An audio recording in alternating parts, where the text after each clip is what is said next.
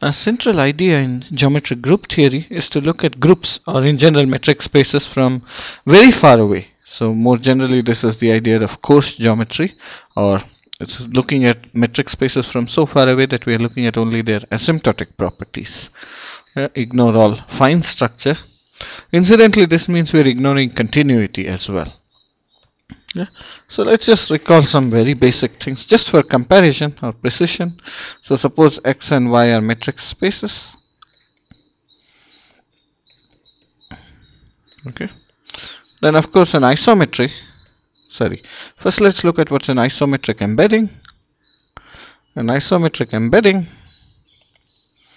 is a map f from x to y such that distance between f of x1 and f of x2 is the same as the distance between x1 and x2 for all x1, x2 and x. These are of course familiar notions. And what is an isometry?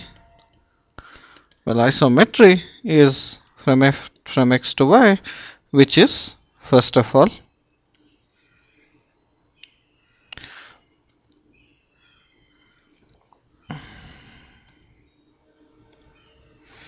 it's isometric embedding, and it's also onto. So a remark here is that 1-to-1 is automatic, and continuity or isometry of inverse is also automatic. Okay.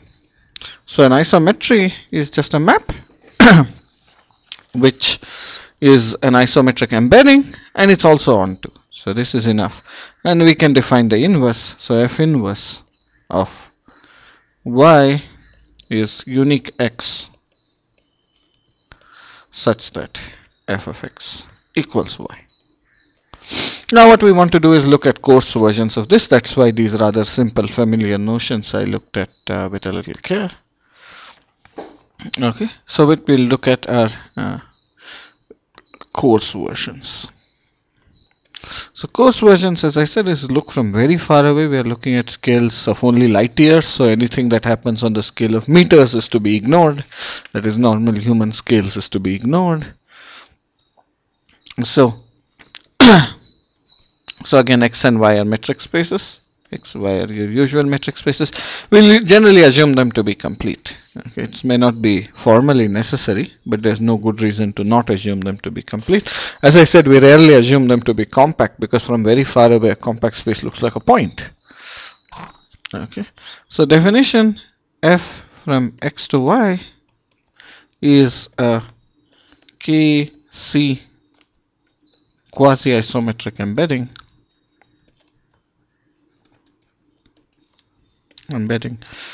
if. So this is a coarse version, but it depends on certain constants.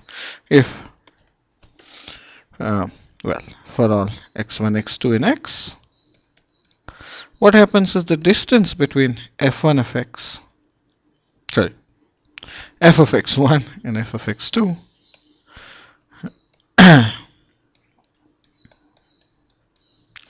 well, now instead of being equal to the distance between x1 and x2 is sandwiched between the distance between x1 and x2, allowing a scale, but then we also allow something else, which is we allow an additive constant. Okay, so any bounded number is taken as small because this is all supposed to be viewed from a very, very large scale. So given any c, so what we need is the distance is less than or equal to this, but of course we want a bound in the other direction also, so that will naturally be 1 over k times distance between x1 and x2 minus c. Of course the left hand side may be negative, that's not a problem. We are just lower bounding by a negative number. Yeah, and a quasi-isometry f from x to y is a KC quasi-isometry